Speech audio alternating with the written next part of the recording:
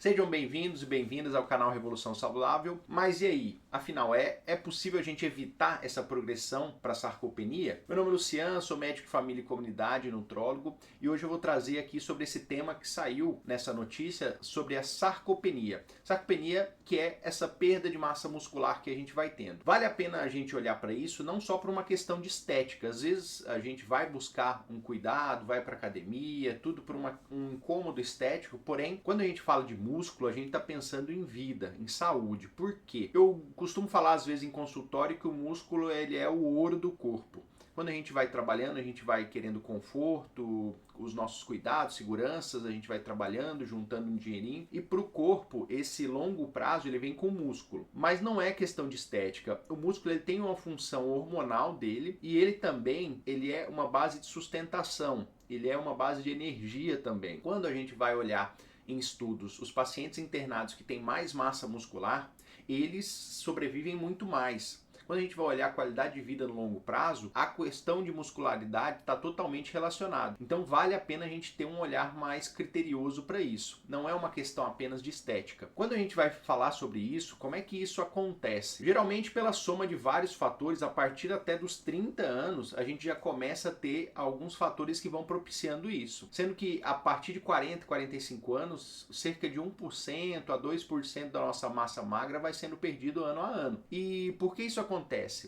É natural o envelhecimento das próprias usinas da nossa célula, que são as mitocôndrias. Então elas vão com o tempo perdendo a sua potência, ainda mais se eu não faço nada. Outro ponto, há um decréscimo hormonal com o passar da idade. Eles que fazem essa ativação do anabolismo, do crescimento do músculo. Então a gente já começa a ter outro decréscimo. É comum a gente não ingerir uma quantidade de proteína adequada com o passar do tempo. Então a gente vai negligenciando, a gente tem ali a alimentação e às vezes não bate essa quantidade mínima de proteína. Com o passar da idade é natural também eu ter outras comorbidades, como hipertensão, diabetes, outras doenças que vão piorar essa progressão da sarcopenia. Mas será que eu tenho sarcopenia? Tenho um risco de sarcopenia já hoje? Eu trouxe esse teste aqui inicial, que ele é o começo da avaliação do nosso atendimento, que é o SARC-F. O que é isso? São 5 perguntas simples que a gente vai avaliar conforme as respostas se a gente tem um risco aumentado ou não. A primeira pergunta aqui é: o quanto de dificuldade você tem para levantar e carregar 5 quilos? Aquele saco de 5 quilos de arroz, por exemplo. Nenhuma, 0, alguma, 1, muita, não consegue, 2. O quanto de dificuldade você tem para atravessar um cômodo, ou seja, ir de um cômodo para outro. Nenhuma, 0, alguma, 1 e muita, 2. O quanto de dificuldade você tem para levantar de uma cama ou cadeira? Nenhuma, 0, alguma, 1 e não consegue, 2. O quanto de dificuldade você tem para subir um lance de escadas de 10 degraus? Nenhuma, 0, alguma, 1, muita dificuldade, 2. Quantas vezes você caiu no último ano? Nenhuma, 0, 1 a 3 quedas, 1, 4 ou mais quedas, 2. A partir de 5 nessa pontuação, né, nesses itens que você somou ali, já é algo que se torna sugestivo, né? 6 a 10 ele se torna sugestivo de a gente pensar em sarcopenia. Ah, mas quer dizer que eu tenho sarcopenia? Não, a gente vai avaliar a partir desse extrato. E como é que a gente avalia isso? A gente avalia com a força, tá? Com o hand grip, né? O dinamômetro, que vai avaliar a força de preensão. A gente avalia também com a bioimpedância e também com a DEXA, que são exames que a gente tem na nossa rotina, para ponderar detalhe a detalhe o quão tá isso e para avaliar a evolução também. Ah, Luciano, mas essa tabela aí ela é muito para frente. Isso aí só uma pessoa de 70 anos vai ter essa dificuldade. Não necessariamente. E outro ponto, como eu falei, o quanto antes a gente olhar para a sarcopenia, mais a gente vai se empenhar em cuidar para que ela não se instale e não evolua. Tem um outro cuidado também. Às vezes a gente se ilude com a questão da obesidade. Como assim? A gente olha uma pessoa que ela tá com um volume corporal ok, às vezes até um pouco aumentado, né, da obesidade. Você fala, impossível essa pessoa ela não ter uma força, né, não ter uma muscularidade importante. Isso é uma ilusão, isso chama obesidade sarcopênica, que é quando eu tenho uma obesidade e a sarcopenia. Dá uma ilusão de que a pessoa ela tá com uma quantidade de muscularidade ok, só que isso não acontece. Como é que eu vou avaliar isso? Com a sequência de avaliação de sarcopenia que a gente tem no nosso consultório. Outro ponto, então, uma vez que a gente entendeu que a sarcopenia ela é essa diminuição de muscularidade que gera diminuição de força ou de qualidade de vida, né, de bem-estar ali, a gente tem que pensar em como evitar essa progressão e como cuidar dela. Agora então eu vou trazer dicas fundamentais para a gente já começar o cuidado com isso.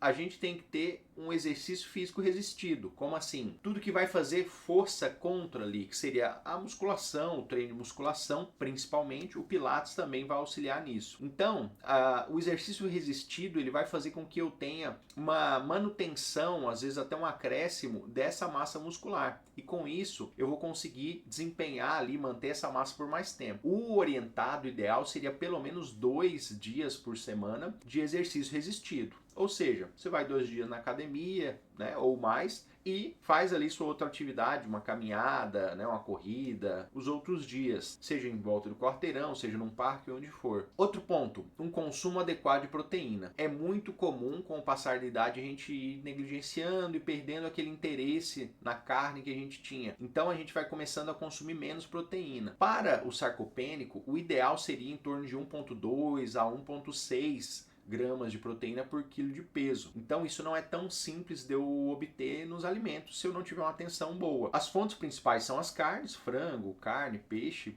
os ovos, e vale a pena ser utilizado, pensado, o whey para essas situações também.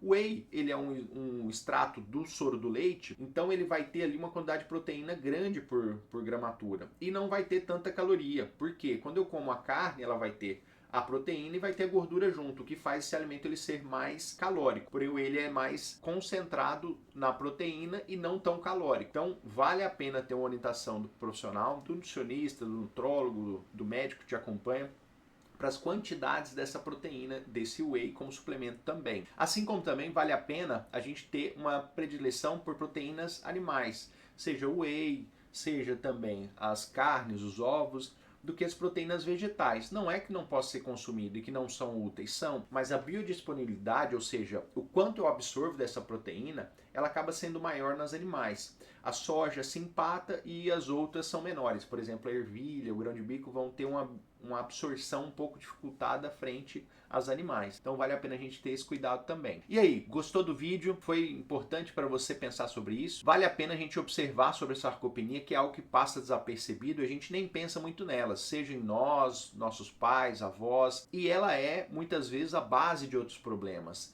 Uma queda, outras situações de uma pessoa que tem uma sarcopenia, ela tende a ser algo muito mais grave. E o quanto antes a gente olhar para isso, melhor. Quanto à questão de suplementações, a gente tem algumas opções que vão auxiliar também. A creatina é uma suplementação que é válida ser pensado. Raríssimas situações vale a pena a gente ter um cuidado maior com a creatina, mas via de regra ela tem uma atuação para praticamente todo mundo, tá?